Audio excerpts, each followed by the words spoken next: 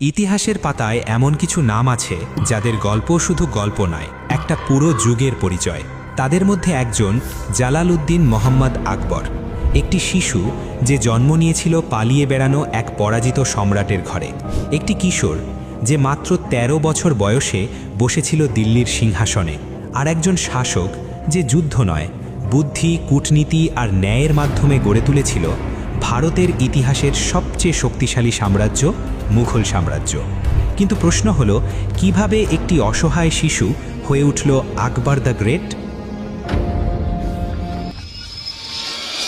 Jalaluddin Mohammad আকবর এক ছোট্ট শাহজাদা, যে মাত্র ১৩ বছর বয়সে হয়ে উঠেছিল এক বিশাল সাম্রাজ্যের বাদশাহ। কিন্তু তার গল্প শুরু হয়নি কোনো রাজকীয় প্রাসাদে, বরং এক পালিয়ে বেড়ানো পরিবারের মধ্যে। তার বাবা হুমায়ুন পরাজিত হয়েছিলেন এক শক্তিশালী শাসকের কাছে, শের শাহ সুরি। শের শাহ সুরি ছিলেন আফগান বংশোদ্ভূত এক দুর্ধর্ষ শাসক, যিনি উত্তর ভারত জুড়ে গড়ে তুলেছিলেন সুর সাম্রাজ্য এবং অল্প সময়ই মুঘলদের হটিয়ে দিল্লির সিংহাসন দখল করেছিলেন। এই পরাজয়ের পর হুমায়ুনের সামনে আর কোনো পথ খোলা ছিল না। নিজের জীবন বাঁচাতে বাঁচাতে তিনি পৌঁছে যান সিন্ধে, আর ঠিক সেখানেই এই অনিশ্চিত বিপদের মাঝেই জন্ম নেয় এক শিশু, যার নাম রাখা হয় আকবর। কিন্তু এই শিশুর ভাগ্যে শান্তি লেখা ছিল না। হুমায়ুন শুধু পালিয়ে বাঁচতেই চাননি, তিনি চেয়েছিলেন তার হারানো সাম্রাজ্য আবার ফিরে পেতে। তাই সিন্ধ থেকে তিনি রওনা দেন আফগানিস্তানের দিকে, যেখানে শাসন করছিল তাঁরই ভাই কামরান মির্জা। কিন্তু ভাগ্য আবারও নির্মম। যে ভাইয়ের কাছে সাহায্য আশা করেছিলেন, সেই উল্টো তার বিরুদ্ধে সেনা পাঠায়। চারদিকে তুষারপাত, হাড় কাঁপানো ঠান্ডা, আর সামনে অনিবার্য বিপদ।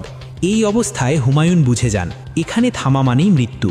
তাই তিনি সিদ্ধান্ত নেন যত দ্রুত সম্ভব এখান থেকে পালাতে হবে। কিন্তু তখন সামনে আসে সবচেয়ে কঠিন প্রশ্ন, মাত্র ১ বছরের শিশু আকবর এই ভয়ঙ্কর যাত্রা কিভাবে সহ্য করবে?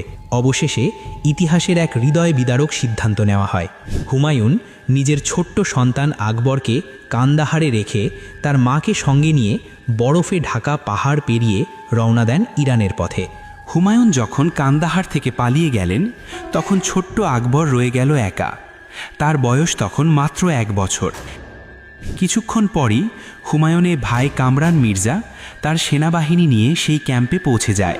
সে দেখে পুরো ক্যাম্প ফাঁকা, কিন্তু ভেতরে আছে একটি ছোট্ট শিশু। সে বুঝতে দেরি হলো না, এটাই হুমায়ুনের ছেলে আকবর। আর সেখান থেকেই ছোট্ট আকবর চলে যায় তার চাচার নিয়ন্ত্রণে। তাকে নিয়ে যাওয়া হয় কাবুলে। অন্যদিকে হুমায়ুনের যাত্রা তখনও শেষ হয়নি। মাত্র